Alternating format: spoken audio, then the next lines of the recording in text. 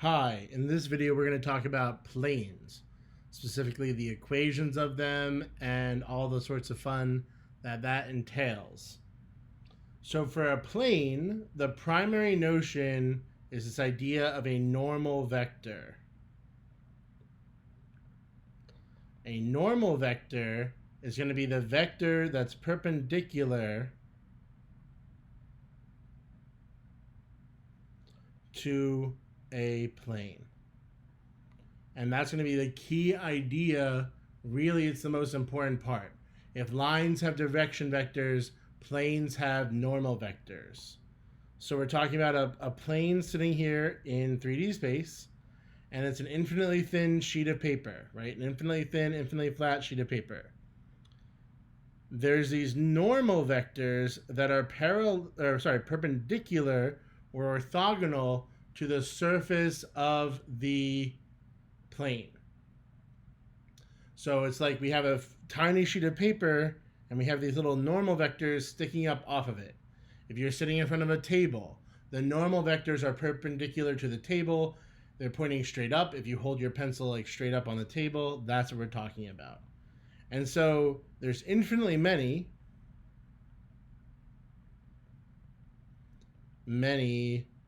normal vectors on a plane, but they're all parallel to one another. Okay? They're all parallel. They're all just scalar multiples of the same vector. And remember, it's because the point of origin doesn't really matter. We can usually talk about position vectors and wipe that away anyway. So this is the idea, is that these normal vectors, or the normal vector we could find, is really all we would need. So what we'll do is, we'll pick 2 points. It's just like the lines on the plane. Pick 2 points in the plane. P naught with our favorite naught coordinates, and P with the coordinates X, Y, and Z. Okay, so here's P naught, and here's P.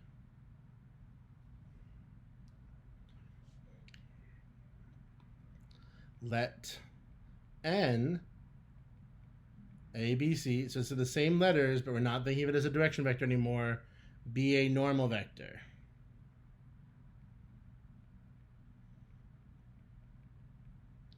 To the plane.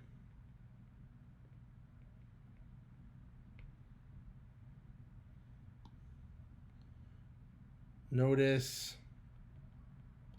that P naught to P, this vector lies in the plane. Right? So if I just connect these two guys, that vector, that direction, lives entirely in the plane. And we'll also notice that P naught P is the same thing it was in the last video or the last lesson. It'll have this position vector, this position vector components situation. And here's the killing stroke, guys. So since N is perpendicular to every vector in the plane, N is perpendicular to P naught P. And that's what we're going to build this on. What does it mean to be perpendicular? Do you know any of these special properties? Any easy way to check if we're perpendicular? We're going to go to the next slide. So we were just thinking that N is perpendicular to the vector P naught to P. That means the dot product of these two vectors is a what? 0. So I'm going to do that dot product presently.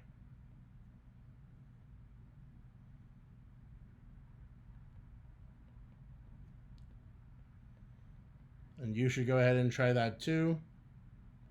What do you get when you do this dot product and set it equal to 0? So if we take this dot product, what would I get? I would get A times the first component plus B times the second component plus C times the third component.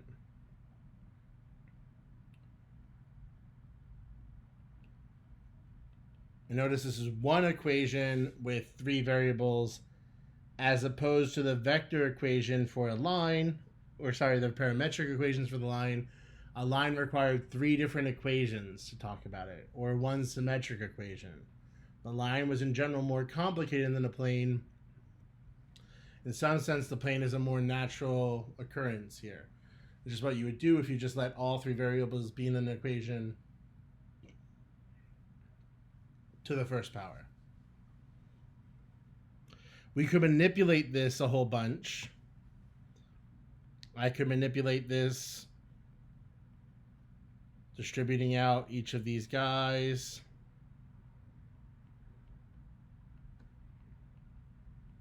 And then I could get all the variable stuff on one side and the constant stuff on the other.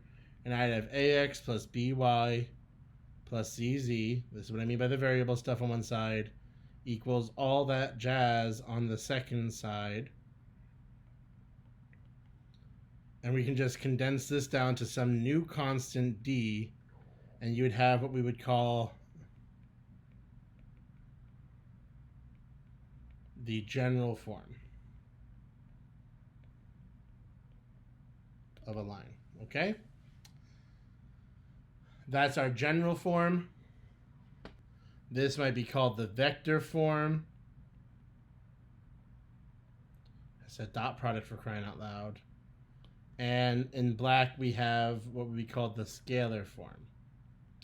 Okay, now in blue, that's also a scalar form.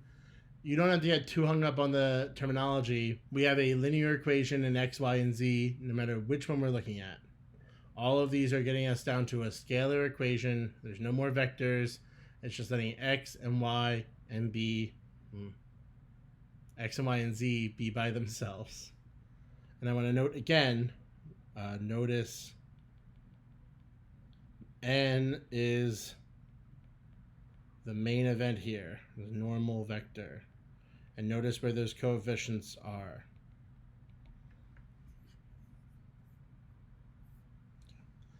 Let's do some examples.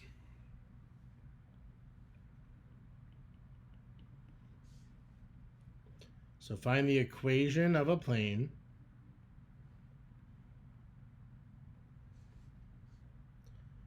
containing this coordinate, 3, 6, and -2, and parallel to the plane 2x plus 3y plus minus z equals 4. I want to really quickly point out here, parallel to this. If they just said parallel to this equation, from here on out, you're supposed to know, oh, that's a plane. How do I know that's a plane? It's a linear equation. All of the powers are 1, and there's no mixing between powers.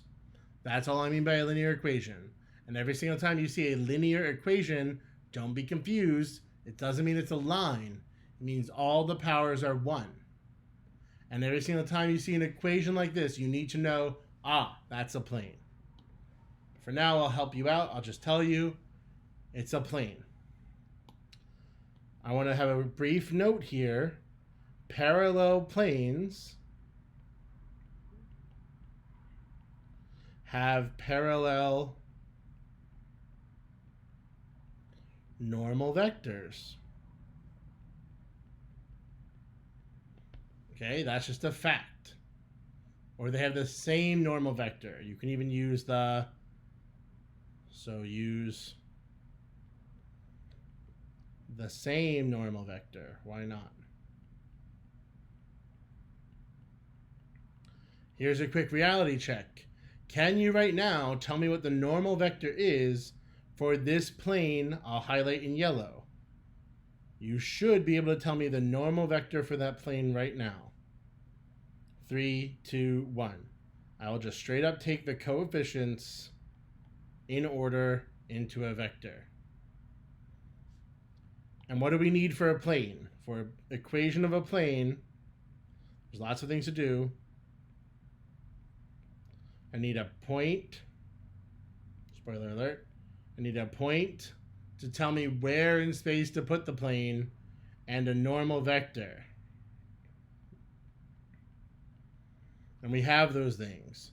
So how do I get this? I have 2 times plus 3 times minus 1 times equals 0. I put the numbers for the normal vector as coefficients of an x thing, a y thing, and a z thing. Do you right now know what should go next? X minus 3, y minus 6, z plus 2, because we're subtracting a negative. That's an okay final answer. That's probably going to be one of the easiest answers for me to check personally. But obviously you could also have 2x plus 3y minus z equals 26. And that's one way to do it. There you go. These are 2 equally good equations for this plane. Okay? Notice that the equations, just like parallel lines, parallel planes will end up looking pretty similar. They'll just have different constants over there, because they're going through different points. Next, find the equation of the plane containing 3 points. P, 2, 3, negative 1, Q, 1, negative 2, 3, and R, negative 1, 2, 4. This is a natural theorem from geometry. This is a natural understanding of what a plane is. Any 3 points, any 3 non-collinear points, have a plane that contains them. I think I drew this in the cross product video, cough, cough, cough, cough, cough. If we have 3 points, I can find a plane that contains them. I can find a plane that has all 3 in it. Now remember the game plan. We need a point and a normal vector. Now point, I hope you understand that's like a triple check. Obviously we have a point. We have so many points, we don't need any more points. But the normal vector, how can you find that? A first thought might be like, well, I can find some vectors here, right? Like PQ. No. Why? It's in the plane. Right? PQ is right here. That's in the plane. What about PR? Oh, wait, no, that's in the plane too. No, it's in the plane. If only we knew some operation that could get us from 2 vectors in a plane to to a vector outside of the plane. And I hope you remember, I'm not just being sarcastic, this is why we talked about a cross product. Oh, that's one ugly picture. I think it's more like this. Yeah. I think that looks right to me. And that would be a cross product. So the idea is, and you can do this with QP and QR or RP and RQ, whichever one you want to do, we'll have N equals PQ cross PR. Why don't you go ahead and do it right now? You should be able to find the cross product. You should be able to find those 2 vectors with ease, and then you can check your work. Pause the video seriously right now and try it out. 3, 2, 1. All right, so PQ is my guy, -1, -5 for PR is my guy -3, -1, 5.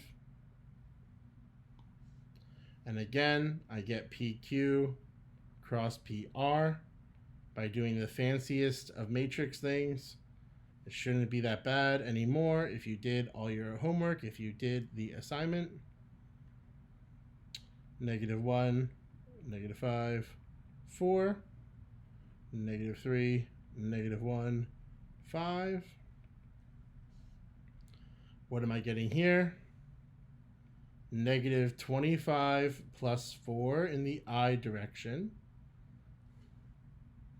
minus -5 plus 12 in the J direction plus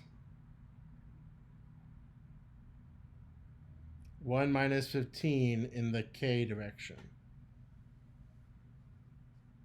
I think. So that's -21I minus 7J minus 14K. You can switch all of them. That's one normal vector, or that's one cross product, right? If I just change out the signs here, if I just scale this up any way I want, we can use n equals, just to make it clean, watch what I'm doing, 3I plus J plus 2K. You don't have to do that, but that does clean it up to nicer numbers. What did I do? I took a scalar multiple of that cross product. You can use these vectors. You can use that vector if you want. I don't feel the need to. I want to have nicer numbers. So just be aware of that. There's multiple answers. There's never just one equation for something. That should be a pretty useful concept to you now. So I'll take 3. You should be able to do the rest of this. You should be able to fill this in as I go. Equals 0. If you're using this standard form kind of setup. So that'd be x minus 2, y minus 3, z minus, or plus 1. I used P's coordinates. It would also work to use Q's coordinates or R's coordinates. You should feel comfortable with that idea. You should feel plenty fine with that idea. It shouldn't be that bad. Any of the coordinates will work. You'll just get different equations. One nice thing would be if you put this into general form, you'd start to get all sort of similar equations. Except again, maybe off by a multiple of everything. In the next video, the last video for this unit, we're going to turn to more complicated procedures. It's not that much harder, but we need to have these basics out of the way before we go to the more interesting stuff. Thanks for watching this one. I'll see you in the next one where we'll finish 12-5.